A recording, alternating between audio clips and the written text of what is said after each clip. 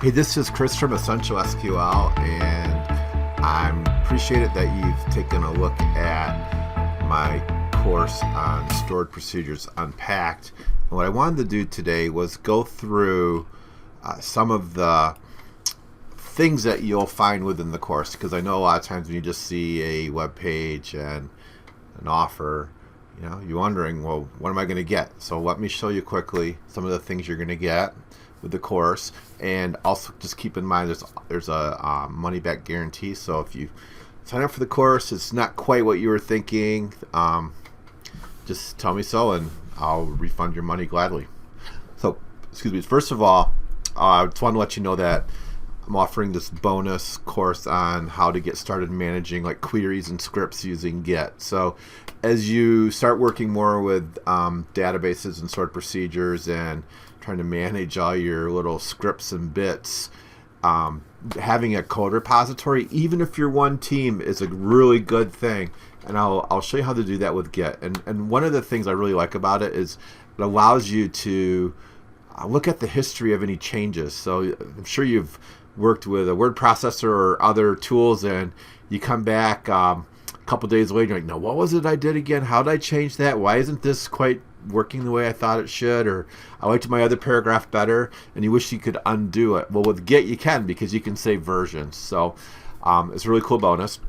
But really, let's go into the course and check that out, because that's what I want to show you today. So I'm going to go into the Stored Procedures Unpacked course here, and there's lots of modules. I have 8 modules going through everything on you need to know about stored procedures. What I wanted to show you, just one thing really quick, is that I don't just start out with like detail and like real basic information and then build up and to actually building stored procedures. And along this journey you are wondering, how does this all fit together? I actually start out with actually building a stored procedure in like one of the first modules, and I do that in the stored procedure walkthrough. And the reason I do that is because then you get the large picture. You understand what we are actually trying to achieve. So I like that way of doing it. I walk through it. I wouldn't expect you to be able to build it, but you get to see me build it. You get to see the pieces. You get to understand the concept. And hopefully it paints the picture of what a stored procedure is, so that when we start getting into the nitty-gritty of stored procedures, you're like, oh, okay, now I understand how to declare a variable or why he did that. So with that in mind, I want to show you one of the modules, which is programming concepts.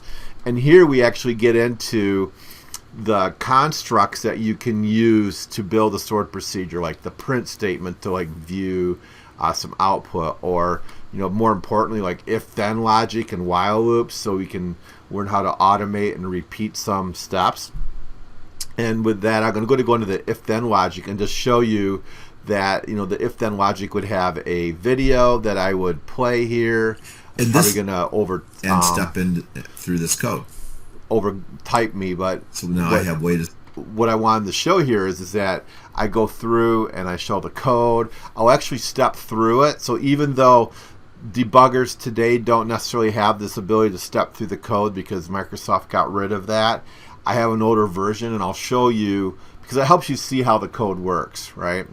And essentially I'll just walk through different examples. Now the cool thing is that I have the scripts here for you. So let's see if I can bring this up real quick. There's the scripts for all the examples, so if you want, you can just cut and paste these in, play around with them, see how they work. And the other is, and this is actually the best part, is I have the challenge questions.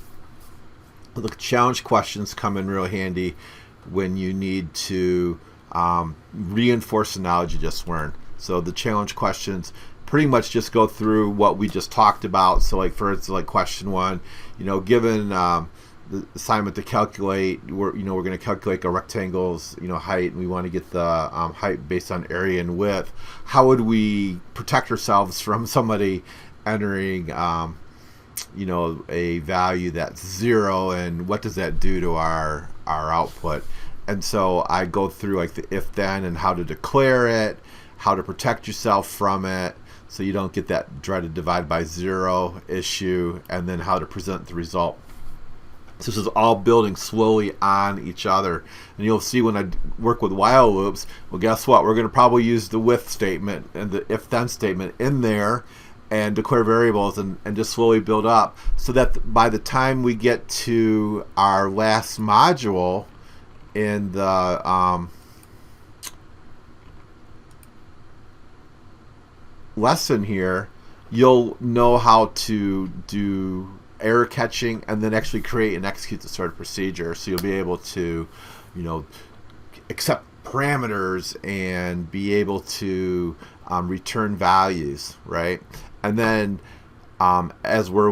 since we're working with stored procedures and some of the scripting, I thought would also be important to talk about cursors and transactions, because a lot of times when you're working inside a stored procedure, you may want to open a cursor to kind of go through a record row by row. But if you are a student of my Fearless SQL class, you know that window functions are so much better. So I would use those instead. But I want to show you how to use cursors because I think it's important that you understand how to use all of SQL. And of course, transactions are really cool because then you can actually have one or two statements modify the database, and if one of them does not complete, then you can set it up so the whole transaction rolls back and your database is left in a consistent state. The example the classic one would be transferring money from one checking account to another, and you wouldn't want it where it gets halfway and the money leaves one account but doesn't get credited to the other, and it just kind of gets lost in the ether in a sense, right?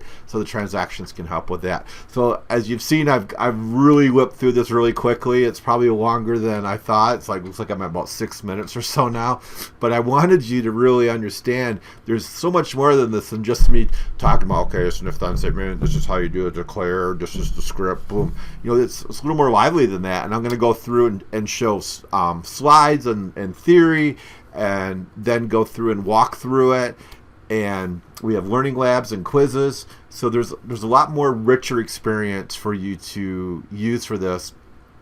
And once you're done, not only are you going to be able to do scripts so that you can just throw in a couple statements into the query window and run them and run several SQL statements at a time using variables and such, but you're also going to learn how to wrap that around with a stored procedure so that if you have programmers that want to call these scripts, they can do that, and that's the really cool part. So take a look at the course. I think you'll like it. I'm very proud of it, and I hope to see you inside. Take care.